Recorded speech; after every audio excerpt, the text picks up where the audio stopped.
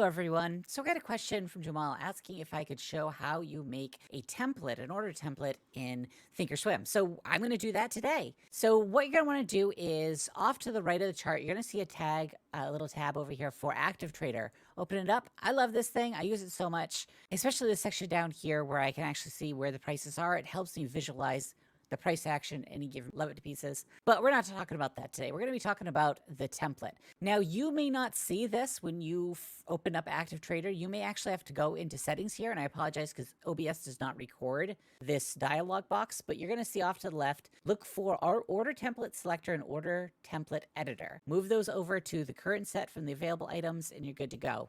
Once you save that, it should be able to get a selection here and open this up. Now, you're not going to see all these different things. These are all ones that I've saved. You're going to probably, it's going to start with single, and you're going to go to trigger with brackets, and that's going to open up this little selection here where you can set different things. Now, these are all different order types. Going with limit and stop is the way to go. And you can set the amount. So you're going to set this amount to whatever the amount is. It should automatically copy what you have here. So right now I have 50 shares. It's 50 shares there. Again, it's set to trigger. The link is trigger. And these are the most important bits. These are the amounts. So the limit order is your take profit. So you're going to set that to whatever you want. Right now it's one up and one down. So that basically means that you would have a take profit of $1 above where you bought it and a stop loss of $1 below, but you probably don't want that. In fact, that is a 1-to-1 reward risk ratio, which is not great. As you can see with the ones that I've saved, I typically use a 150 up and a 50 down.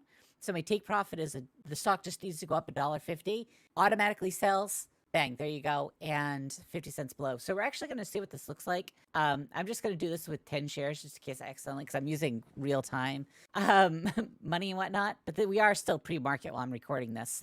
But what you're going to do is, and it automatically creates this buying. And you can see here, way up $1.50 above, it creates a sell, a limit order to sell those 10 shares. And below is the stop order for those 10 shares to sell. So what that means is that you automatically, when you use this sort of setup, this template, you automatically, when you buy or sell any amount of shares, you're automatically going to have a stop loss and a take profit created as well. So it's going to create all three of those orders, so you don't have to think about it. You don't have to calculate it. You don't have to do extra orders as soon as you do it. And the great thing is this works if you do buy or sell. It will reverse it. So if I'm going to cancel that order. But let's say instead of the buy, I hit sell. Hit sell, it does the exact opposite. It creates a sell order and way off the price level here, but you can see it off to the side here. It's going to create a sell order of 10 shares, a stop loss that is actually a buy. So it's the opposite. So my entire point of that is it just simply reverses. Hopefully that makes sense. I'm realizing it doesn't show up quite well in the recording here. But the point is that when you have a template in place and you buy and sell, it doesn't matter. It will reverse the order types for you. So that's all you got to do. And basically when I see the chart in a way that I like it and I'm ready to buy, I even just hit the buy market button and it'll set up my buy, it'll set up my sells, or in the opposite direction, if I'm shorting, it'll set up the sell and then the bracket of buys. So anyway, long story short, that's all you got to do. So when you alter this, as soon as you alter, you'll see a save button appear.